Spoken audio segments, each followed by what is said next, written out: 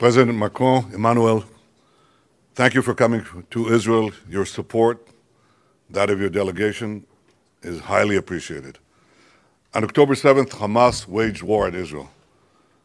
It was the worst terrorist attack the world has known since 9/11, but for Israel, proportionately, it was like 20 9/11s. It was the worst act of anti-Semitic violence since the Holocaust. I described to you some of the horrors. It's impossible to describe all of them. But like Anne Frank, Jewish children hid in attics from these monsters, and they were found and butchered. As in Babi Yar, Jews were machine-gunned in killing pits. Hamas butchered, Hamas beheaded, Hamas burned babies alive. Hamas raped, Hamas kidnapped hostages, over 200, babies, children, elderly, Holocaust survivors. We are in a war between barbarism and civilization. Chancellor Scholz, who visited Israel, said that Hamas are the new Nazis. And as in the Second World War, when the Allies fully supported the French anti-Nazi resistance, today the international community is uniting in support of Israel. For Hamas, barbarism not only threatens the Jews, it threatens the Middle East, it threatens the region, it threatens Europe, it threatens the world. Hamas is the test case of civilization against barbarism. And Mr. President, you and the French people have known the horror of terrorism. You experienced it in Nice and Lyon, in Paris.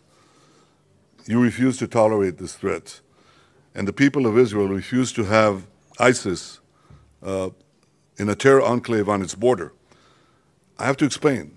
This is not an enclave of ISIS thousands of kilometers away from Europe. It's ISIS in the suburbs of Paris. It's ISIS, you can drive 20 minutes and you reach the suburbs of Paris and you have ISIS there. We cannot live like that. Nobody could live like that. So we are doing everything we need to do to destroy Hamas in Gaza. We will dismantle its terror machine. We will dismantle its political structure. We will make every effort to release our hostages, and we'll make every effort to keep Palestinian civilians out of harm's way. It's important to understand Hamas is committing a double war crime. It's not only murdering our civilians, targeting our civilians, doing unspeakable war crimes. They're also hiding behind civilians, their own civilians. We asked the people of Gaza to leave, to go to a safe zone in the south where we're enabling humanitarian aid to reach them. Hamas is putting checkpoints with people with guns to prevent Palestinians from leaving the war zone. Hamas is responsible for civilian casualties, but we will do every effort to avoid them and to fight this war as speedily and as rapidly as we can, but it could be a long war. When this is over, the people of Israel will rebuild their communities, and the people of Gaza will no longer live under Hamas tyranny. But first, there's one condition for anything that could happen and the good things that could happen once this war is over. And that condition is that Hamas must be destroyed. And I thank you, Emmanuel, for coming here to Israel, for standing with Israel, for standing with us in Israel and expressing your support. We rely on your continued support as this important battle for our future, our common future, proceeds till victory. Thank you. Thank you very much, Mr. Prime Minister, dear Bibi. Thank you for your words. And I want to thank you for the discussion we had together in tete-a-tete and with our delegation. And I'm here to express our support, our solidarity, and our support for today, tomorrow, in all the different fields of this battle against terrorism. If you allow me, I will say a few words in French. I don't know if there is translation, but I will make sure that you understand. Monsieur le Premier ministre, je suis venu en effet ici exprimer au peuple israélien toutes les condoléances de la France. Ces condoléances sont celles d'un pays ami éploré devant l'acte terroriste le plus terrible de votre histoire et saisi par votre chagrin et votre douleur. Ces condoléances sont celles d'une nation qui, comme vous, a pleuré des jeunes vies, des vies ordinaires, des vies heureuses, fauchées par la sauvagerie du terrorisme. Ces condoléances sont celles de millions de femmes et d'hommes, nos compatriotes, qui ont été sidérés par le degré inouï de violence pure et de cruauté, et qui pensent aux familles endeuillées, aux familles brisées, aux familles angoissées. Les actes que vous avez subis dépassent tout entendement. Comme toutes les victimes du terrorisme, ces morts n'ont pas d'autre mobile que la haine pure. Le 11 janvier 2015, vous étiez avec nous, Monsieur le Premier ministre, lorsque nous marchions dans les rues de Paris et que nous pleurions nos morts. Vous nous disiez la solidarité des Israéliens. Je vous apporte aujourd'hui l'émotion et la solidarité des Français. Nos deux pays sont liés par le même deuil. 30 ressortissants français ont été assassinés par le Hamas.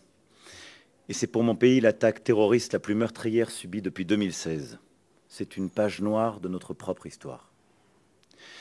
Nous partageons aussi avec Israël une terrible épreuve, celle des otages. Plus de 200 Israéliens sont retenus.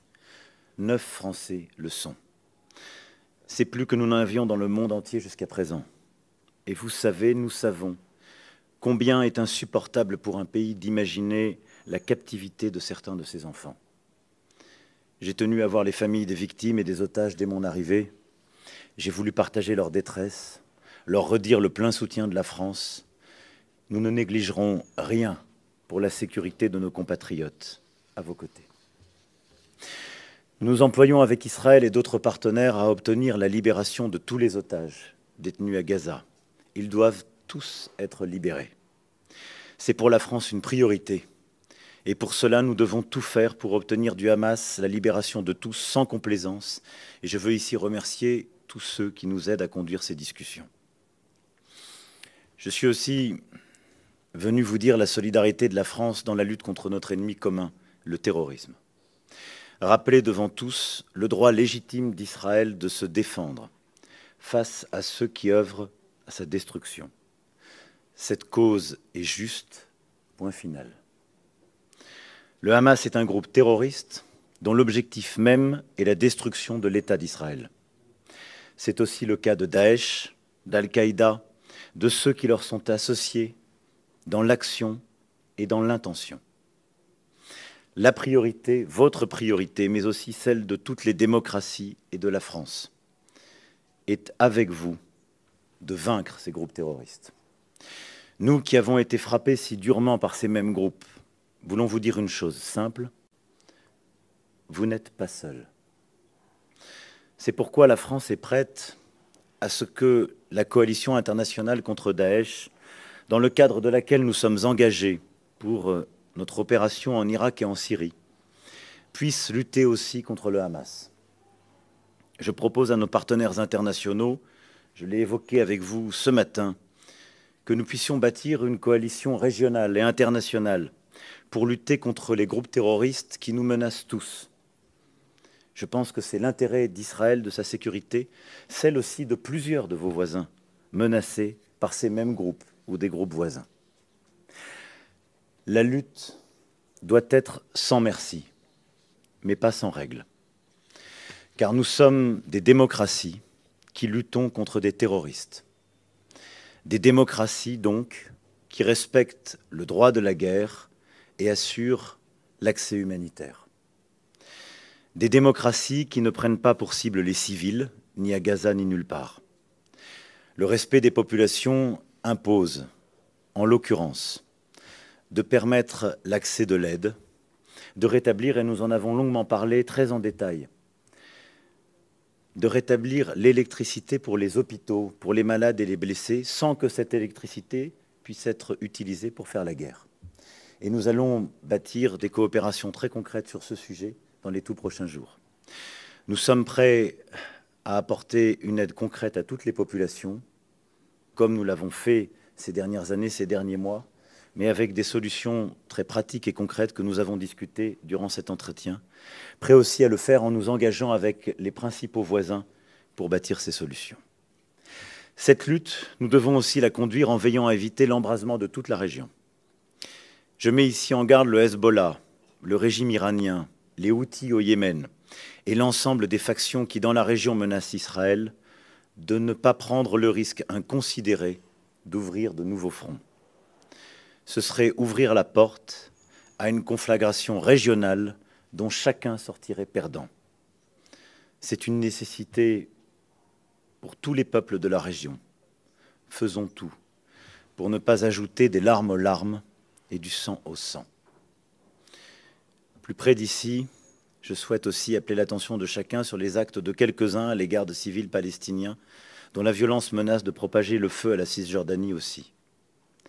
Enfin, la sécurité d'Israël ne peut être durable sans une relance décisive du processus politique avec les Palestiniens. Nous l'avons aussi longuement évoqué. Le Hamas, je l'ai rappelé, est un groupe terroriste. C'est pourquoi il ne porte pas la cause palestinienne. Il doit être combattu avec force et la cause palestinienne, elle, doit être entendue avec raison. La stabilité de la région, le retour à la normalisation qui s'annonçait, ne seront garantis que si la réponse d'Israël à la violence est évidemment sécuritaire et implacable face aux groupes terroristes, mais aussi politique, en acceptant le droit légitime des Palestiniens à disposer d'un territoire et d'un État en paix et en sécurité aux côtés d'Israël, parce qu'il aura intégré l'existence et la sécurité d'Israël comme une condition première. La sécurité d'Israël, la lutte commune contre le terrorisme, le respect du droit humanitaire, l'ouverture d'un horizon politique, tous ces éléments sont indissociables. Il faut agir ici et maintenant, en nous battant face au terrorisme et en offrant un espoir.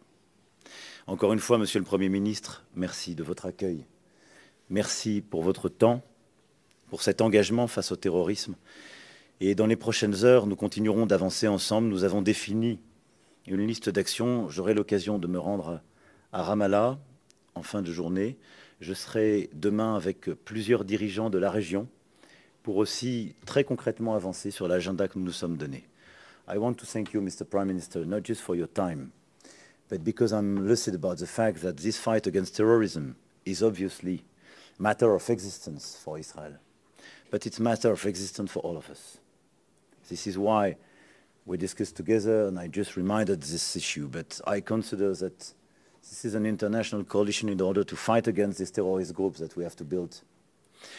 I just reminded my people in my language what we discussed about fight against terrorism, humanitarian action, rules to be respected, but as well political process.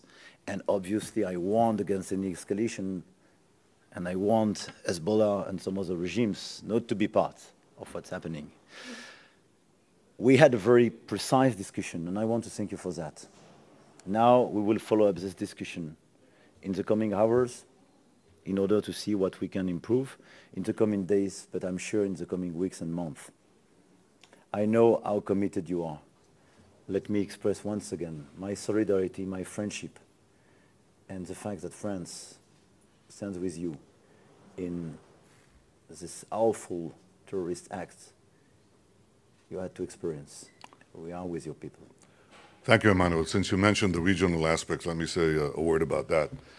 There is a battle here between the axis of evil led by Iran, Hezbollah, Hamas, Houthis, their minions, who are fighting to bring back the Middle East, the world, to the early Middle Ages with that kind of barbarism, with bondage, with slaughter, with murder. And there's the axis of the free world and the moderates who want to bring the world to the progress and prosperity of the 21st century. This is the battle. It's engaged now. The test for the West and for civilization is Hamas. If Hamas emerges victorious, we will all lose. Europe will be endangered. Everyone will be endangered. Civilization will be endangered. So if Hamas wins, if Hamas loses and is defeated, then the forces of civilization win. That is why this battle is not merely our own. It's Europe's battle. It's America's battle. It's civilization's battle. It's the battle for the heart and soul and the future of the Middle East and the Arab world. I think many understand that, but there's no going around the fact that we must have a decisive victory against Hamas. If Hezbollah makes the mistake of joining this war in a significant way, it will regret it. They will long for the second Lebanon war, which they regretted. Because they're embedding themselves like Hamas in the civilian population in Lebanon, we will have to take action against them. And the devastation against Hezbollah will be unimaginable. So I hope they heed your warning, our warning, the warning of the United States not to do so. But if they will, they'll suffer horrible consequences. We have to join together and win. The forces of civilization, progress, have to win. That goes through the defeat of Hamas. I thank you, Emmanuel, for everything you said, and thank you for coming here and standing with us. Thank you, Bibi. Thank you. Thank you. Thank you. Thank you. Merci beaucoup.